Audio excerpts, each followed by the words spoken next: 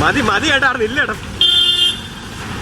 RB സനൂപികളുമായി ചേരുന്നു. സനൂപ്, ഇത് laptop നേരത്തെ ടെക്നോ പാർക്കിലെ ഓഫീസിലാണ് എന്നാണല്ലോ രാഹുൽ ഈശ്വർ പോലീസിന് കൊടുത്ത മൊഴി. ഇപ്പോഴെങ്ങനെയാണ് വീട്ടിലാണെന്ന് കണ്ടെത്തിയത്?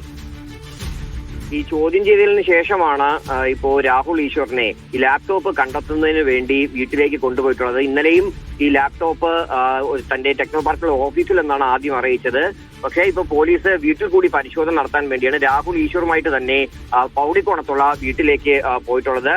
ഈ രാഹുൽ മാങ്കൂട്ടത്തിൽ കേസിൽ പരാതിക്കാരിയുടെ വ്യക്തിഗത വിവരങ്ങൾ വെളിപ്പെടുത്തിയതിനും അതേപോലെ തന്നെ അതിനുവേണ്ടി ചിത്രീകരിച്ച ദൃശ്യം അത് ഈ ലാപ്ടോപ്പിലുണ്ട്. അതിന്റെ തെളിവെടുപ്പിന് കൂടിയാണ് ഇപ്പോ വീട്ടിലേക്ക് തന്നെ സൈബർ പോലീസ് രാഹുൽ ഈശ്വറുമായിട്ട് പോയിട്ടുള്ളത്.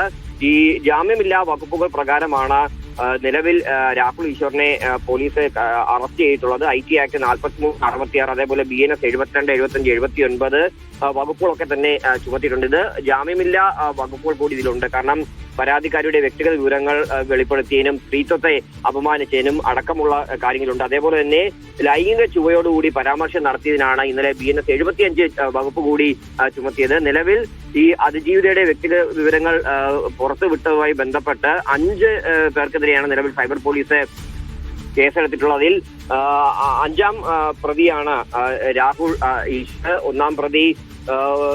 കേസിൽ 1ാം പ്രതി രഞ്ജിത പുളിക്കലാണ്. 2ാം പ്രതി അഡ്വക്കേറ്റ് ദീപ ജോസഫ്. 3ാം പ്രതി ദീപ ജോസഫ് എന്ന പേരിലുള്ള ഒരു ഫേസ്ബുക്ക് അക്കൗണ്ട്. 4ാം പ്രതിയാണ് സന്ദീപ് വാര്യർ. 5ാം പ്രതിയാണ് രാഹുൽ ഈശ്വർ. എന്തായാലും രാഹുൽ ഈശ്വറിന്റെ ഈ ദൃശ്യം ചിത്രീകരിച്ച ലാപ്ടോപ്പ് അടക്കം കണ്ടെത്തുന്നതിന് വേണ്ടിയാണ് ഇപ്പോൾ പോലീസ് പരിശോധന നടത്താൻ വേണ്ടി തീരുമാനിച്ചത്. ഈ പരിശോധന പൂർത്തിയായി ലാപ്ടോപ്പ് കൂടി കണ്ടെത്തുക അല്ലെങ്കിൽ അതിന്റെ കൂടുതൽ തെളിവുകൾ ശേഖരിച്ച ശേഷമായിരിക്കും പോലീസ് കോടതിയിൽ ഹാജരാക്കുക. രാഹുൽ മാങ്കൂട്ടത്തിന് വേണ്ടി വാദിക്കാൻ പോകുന്ന അഡ്വക്കേറ്റ് ശാസ്ത്രമംഗലം അജിത്ത് തന്നെയാണ് രാഹുൽ ഈശ്വറിന്റെയും കേസ് പരിഗണിക്കാൻ പോകുന്നു എന്നുള്ള വിവരമാണ് നമുക്ക് ലഭ്യമായിട്ടുള്ളത്. എന്തായാലും പോലീസ് ഈ പരിശോധന എല്ലാം പൂർത്തിയാക്കിയ ശേഷം മാത്രമായിരിക്കും കോടതിയിൽ രാഹുൽ ഈശ്വറിനെ ഹാജരാക്കുക.